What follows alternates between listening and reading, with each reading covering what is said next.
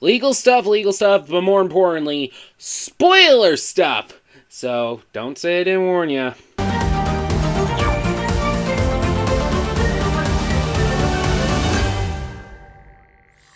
Amphibia is an anime TV show created by Matt Brawley on Disney Channel. The show is about a Thai American teenager and Boonchoi played by Brenda Song, aka London Tipton! Yay me! And her friends Sasha and Marcy, but we'll get into them in a little bit.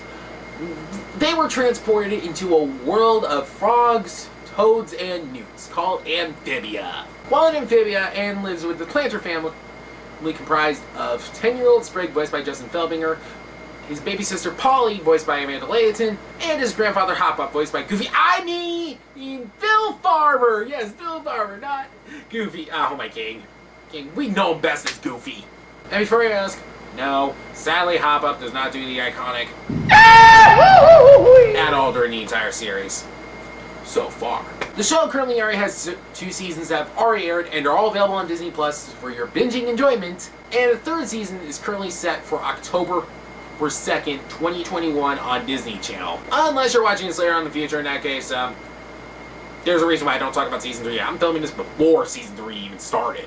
But if you are, they're all available on Disney Plus by now. And unlike my past 4 Dummies videos that you can find up here in this convenient little playlist, I decided a new format because even I got tired of how mismatched I got it. Basically, I'm going to be talking about the major plot points from each season, as well as some specific characters. I'm basically cutting out all the filler because when rewatching this recently for this video and to catch up for Season 3, there was a surprisingly high amount of filler episodes to my liking. I mean, some of them did make comebacks at one point or another, but there was a lot. I'm basically cutting out all the filler, and yes, that does include me not talking about the episode with Kermit the Frog and Frog Grunkle Stan. Hands off the merchandise! Because guess what, even I need a break from talking about Gravity Falls all the time. But before we talk about the series itself, let's talk about before it premiered.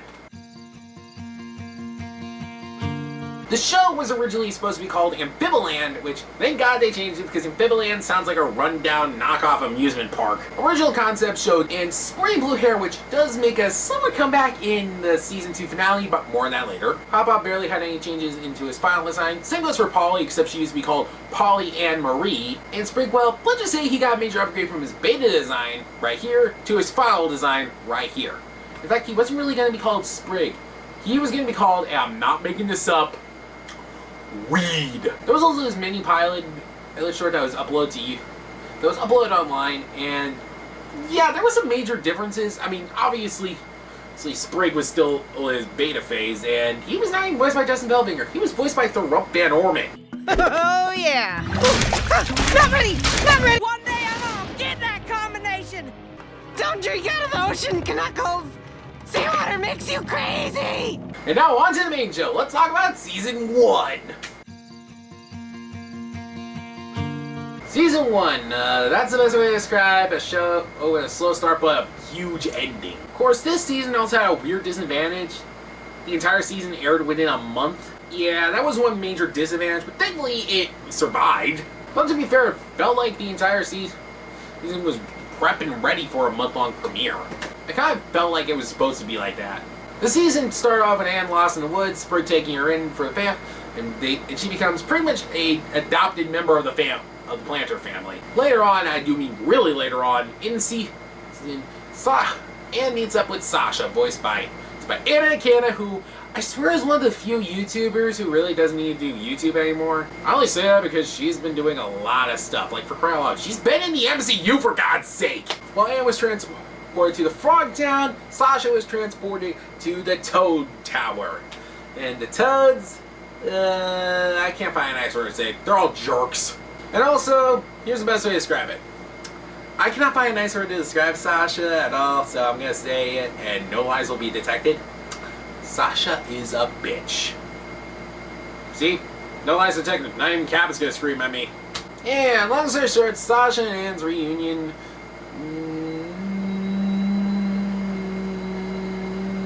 I can't think of a nice word. It ended tragically.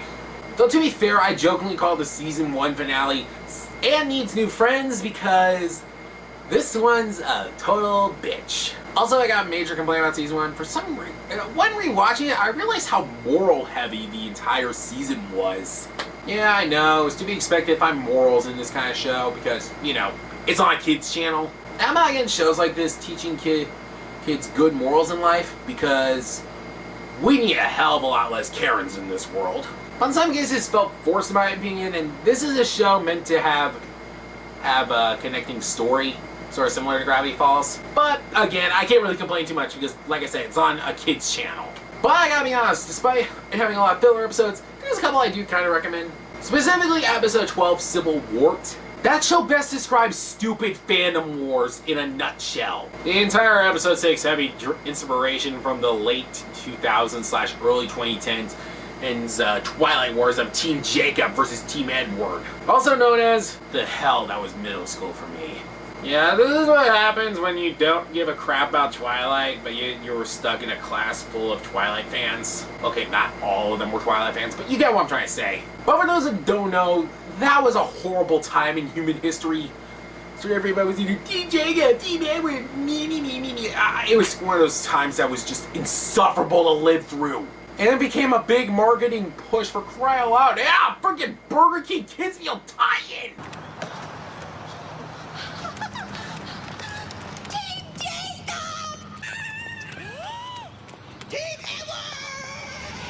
This is why we're a proud McDonald's Happy Meal household. And of course I gotta mention the episode War and Punishment because this guy.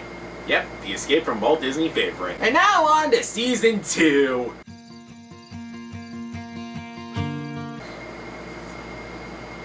Where's the filler? Yeah, season 2. A lot less moral heavy. Oh, thank goodness. And a lot more story heavy. Oh, thank God. The best way to describe it, season 2 is best described in 2 parts.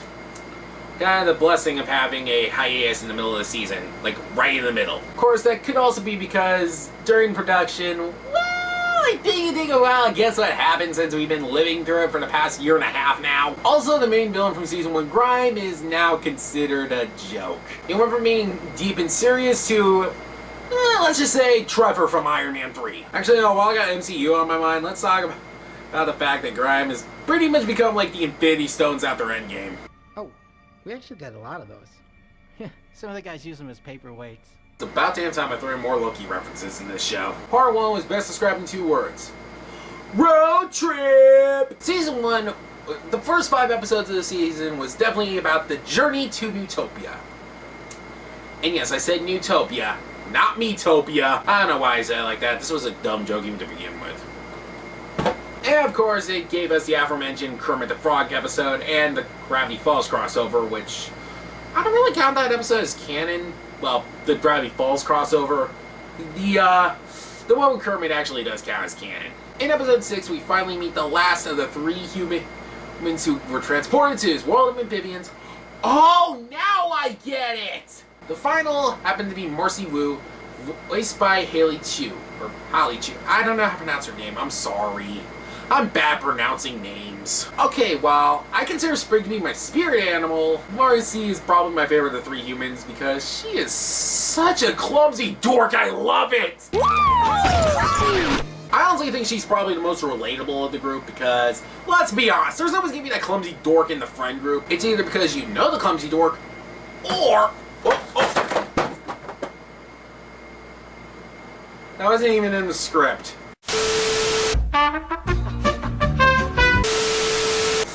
Yeah, I'm a clumsy dork. Anyway, the next episode, they meet King Andreas, who is voiced by... Hello, Planter family! Okay, I think Keith David is an awesome dude, but you gotta admit, when he starts talking, the suspicion meter goes up. Because yeah, it turned out later on he was the big bad, but we're getting a little ahead of ourselves. We didn't know that in part 1, we knew that more in part 2.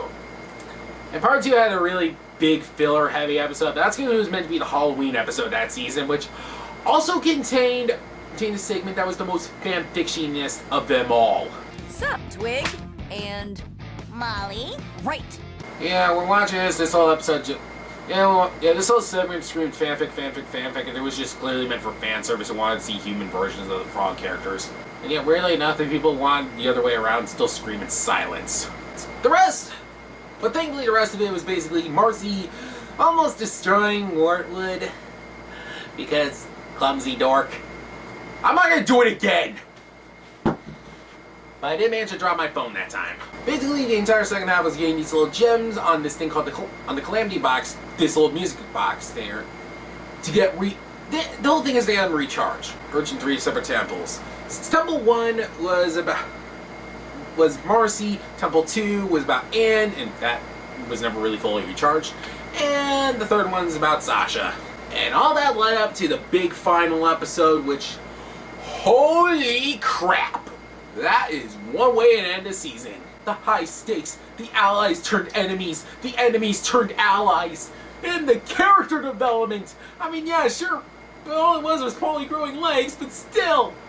Guess who just got her leg? Oh! My little baby's got legs! And it was fully revealed that the whole reason they've been stuck there this whole time was because Marcy found out about the Calamity Box in a book in the human world. Well, I got my singing voice ready. Who was the cause of everything? It was Marcy Wu all along! Yeah, the point of the entire last few minutes of the episode, which led to the episode getting pulled for a couple of weeks because they had to throw in this warning! Yeah, long story short, they had to throw that in because this entire last bit would actually cause a bunch of Karen complaints. So they threw that in to cover their butts because Sprig almost dies. And Anne goes Super Saiyan. Or Super Saiyan. Yep, I stooped that low. Give him. And of course, we gotta talk about the moment that broke the entire fandom. I just need to.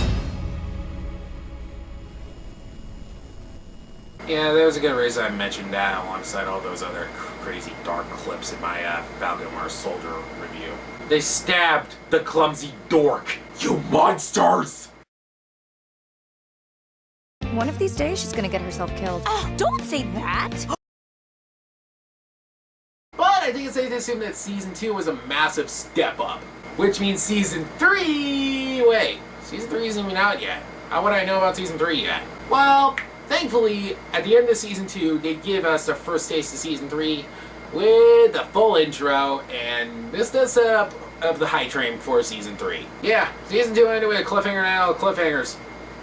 By having the planters and Anne go to the human world. Oh, my frog. What is this place? Home. Like I have predicted in the series, at some point in the series, we would have at least one or two of the planters, the other would have been Hop Hop, entering the human world, and I was kind of right. I predicted that all three of them were going to come back, but you know what? Anne's fine. I mean, after all, Sasha doesn't want to go back, and Marcy... Well, Marcy's sleeping. Don't worry, kid. She's on life support. She's not dead. Disney can show somebody getting stabbed. That's on Disney Channel, but they can't show them dying. It's not like Disney Plus where they show this. I still can't believe they got away with that. But we did get our first taste, and also we got our first look at Anne's parents, and I'm gonna say this right now. I did not expect us to see Anne's dad, because whenever they showed a flashback scene, it was always her mom, never her dad. To be honest, I have expected her dad to be a victim of animated parents' disease. I am so glad to be wrong. But of course, we also see Sasha leading a rebellion against Andreas. And you know what? You go, girl! Yeah, I know, I called Sasha a bitch. But you know, she needs a redemption arc really bad. And Season 3 is shaping up to be a pretty big season. They even got some big guest stars lined up already. There's also a Christmas special set for it, including a brand new song for the special written by, let me see, Rebecca Sugar.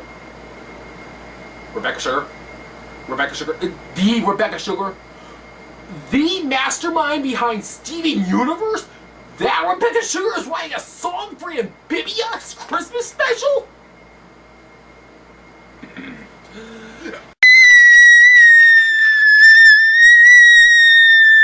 Alright, it's safe to assume that Season 3 already has a lot of hype behind it already. I think putting a new intro at the end of the second season finale made sense. It started the hype train up. In fact, I'm pretty sure the people who work on it knew it, and I'm pretty sure the execs over at Disney Channel knew it. Or maybe they probably did, because right now they're more overselling Ghost and Molly McGee. We get it's a new show. Just let us have the talking frog cartoon, please. Well, how I describe the first 2 seasons? Well, season 1 was definitely an appetizer, while season 2 was the entree. I don't know why I have a lot of restaurant analogies. Season 1 helped set up the world and characters, and season 2 helped expand upon the world and characters. And yes, even though it's not out yet, I do consider season 3 to be the dessert course of Amphibia. Though that's probably my way of saying I wouldn't be too surprised if this is the final season. So yeah, in other terms, we better be prepared to say goodbye to Anne, Sprig, Polly, and Hop Pop soon. Of course, I'm also saying that because in a Reddit AMA, Matt Brawley pretty much stated that he envisioned the show's story to be told in 3 different parts. Season 1 was considered part 1, Season 2 was considered part 2, so it's safe to assume Season 3 is going to be the final part. So, yeah, it's safe to assume this is going to be the final season, but hey, at least it got a full 20-episode final season instead of a lousy Season 3 that's just 3 44-minute long specials. It hurts me how bad Disney's treating the Owl House. So, if it's true that this isn't the last season, well, I hope it goes out with a bang. But as for my main opinion on the first 2 seasons, well, my opinion on Season 1 hasn't changed since my 2019 year review episode. I'm not gonna lie, this is actually pretty good. I instantly fell in love with the show. I fell in love with the characters, I fell in love with their designs, I fell in love with the backgrounds, I fell in love with their voices.